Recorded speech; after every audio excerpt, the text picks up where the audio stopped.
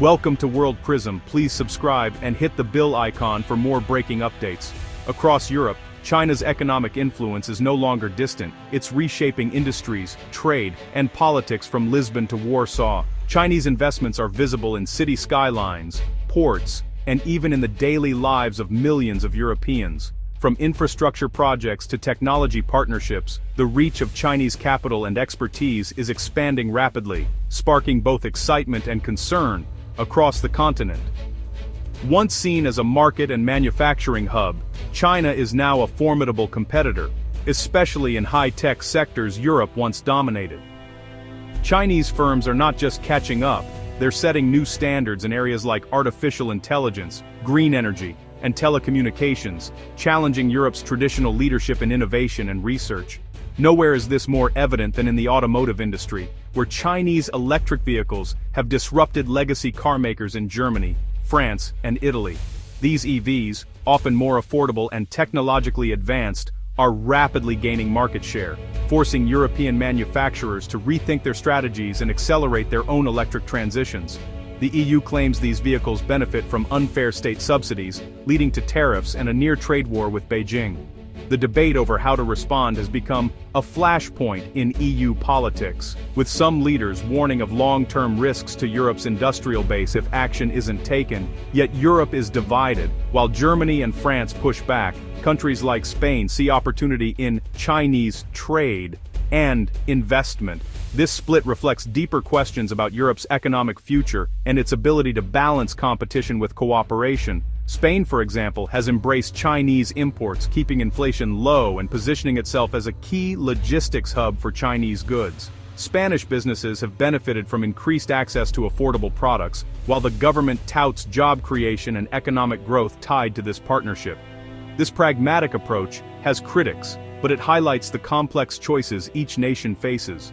Some worry about overdependence on China, while others argue that engagement is essential for growth and innovation. As of early 2026, Europe's relationship with China is a tale of both threat and opportunity, a division that will shape its future. The coming years will test Europe's unity, resilience, and its ability to navigate a world where China's presence is impossible to ignore.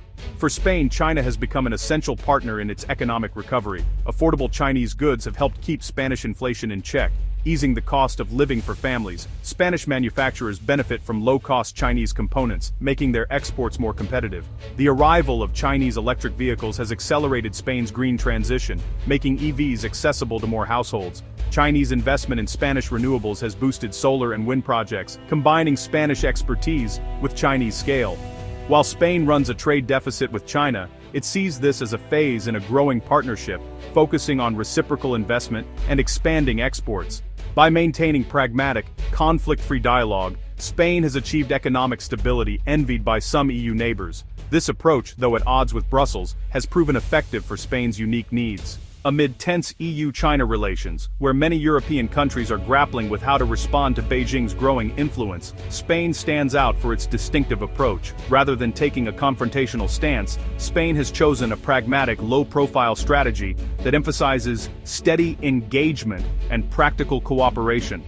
Madrid deliberately avoids heated disputes and public criticism, instead focusing on building a stable, mutually beneficial relationship with Beijing that can weather political storms. Spain's major ports, like Valencia and Algeciras, have become vital entry points for Chinese goods into Europe, boosting its logistics sector and creating new jobs in the process. This growing trade has made Spain a strategic partner for China, while also helping to insulate the Spanish economy from wider geopolitical shocks that have rattled other EU members. Both countries are now focusing on future-oriented industries, especially green energy, where Chinese investment is accelerating Spain's transition away from fossil fuels and supporting its climate goals. While Spain is aware of trade imbalances and the challenges they pose, it prefers dialogue and cooperation over confrontation, believing that engagement is the best way forward. Efforts are underway to promote Spanish exports in China, from agri-food products to engineering services, aiming to diversify trade and create new opportunities for Spanish businesses. This patient, diplomatic approach stands in sharp contrast to the EU's more combative stance, which often leads to public disputes and policy clashes. Spain's strategy highlights a fundamental division in how Europe manages China's rise, showing that there are multiple paths to engaging with Beijing in a rapidly changing world. From Brussels, China's economic strategy is seen as a direct threat to Europe's industrial base. European policymakers worry that China's rapid industrial expansion, backed by strong government support, is eroding the competitiveness of key European sectors. The EU is increasingly concerned that its own companies are being squeezed out of both domestic and global markets. The EU accuses China of unfair trade practices, especially state subsidies that allow Chinese firms to undercut European prices. These subsidies make Chinese goods, from steel to solar panels, significantly cheaper, putting immense pressure on European manufacturers who must operate under stricter regulations and higher costs. The automotive sector, employing millions, is at the heart of these fears. Subsidized Chinese EVs threaten jobs and market share. European carmakers, who have long been global leaders, now face a flood of competitively priced Chinese electric vehicles, challenging their dominance and future growth. In response, the EU imposed steep tariffs on Chinese EVs in 2024, aiming to protect its industry. These tariffs are designed to level the playing field, but they also risk escalating trade tensions and provoking retaliation from China, which could impact other sectors. European automakers, once dominant in China, now face plummeting sales as Chinese brands surge in Europe. The shift is dramatic. Chinese companies are not only gaining ground at home but are also capturing market share in the EU's own backyard, intensifying the sense of urgency among European leaders. This reversal has fueled frustration and forced the EU to balance free trade ideals with protectionist measures. The debate is fierce, with some arguing for stronger defenses and others warning of the risks to Europe's open market reputation and long-term economic health. Internal divisions persist.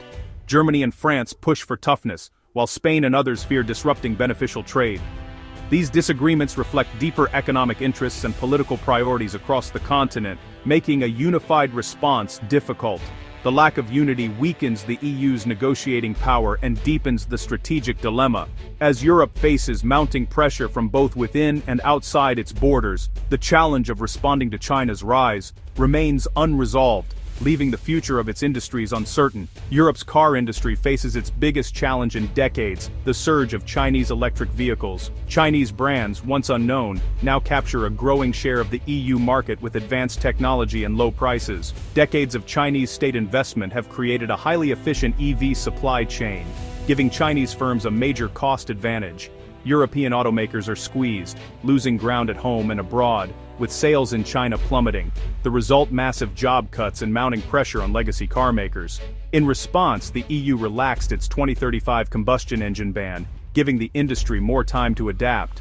This move, welcomed by industry but criticized by environmentalists, underscores the pressure from Chinese competition.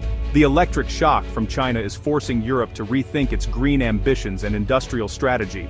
In early 2026, the EU and China reached a fragile truce, averting a full-blown trade war over electric vehicles. The compromise allows Chinese manufacturers to set minimum import prices, addressing subsidy concerns without shutting out Chinese EVs.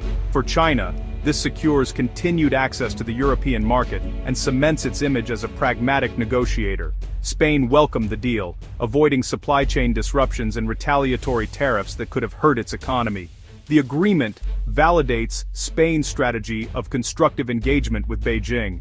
However, for countries focused on protecting their auto industries, the compromise feels like a partial defeat. Many fear it's only a temporary fix, as China's state-led industrial policy remains unaddressed. The truce cools immediate tensions, but leaves the underlying strategic dilemma unresolved. Europe's challenge is far from over. The EU's standoff with China has exposed deep divisions over how to respond to global competition. Industrial giants like Germany and France demand a tough, unified defense. Spain and others prefer pragmatic engagement. This split is the EU's greatest vulnerability, as it faces choices with long-term consequences. Turning inward with protectionism could protect jobs, but risks higher prices and lost competitiveness. Alternatively, a strategic, united approach, negotiating for fair access and investing in innovation, could strengthen Europe's position. Spain favors this path, aligning with its partnership-driven strategy. The China question is a test of European unity. Can the EU forge a coherent strategy, or will division weaken its influence? The EV compromise is just the beginning. The real test lies ahead. Europe's future depends on the decisions made in the coming years.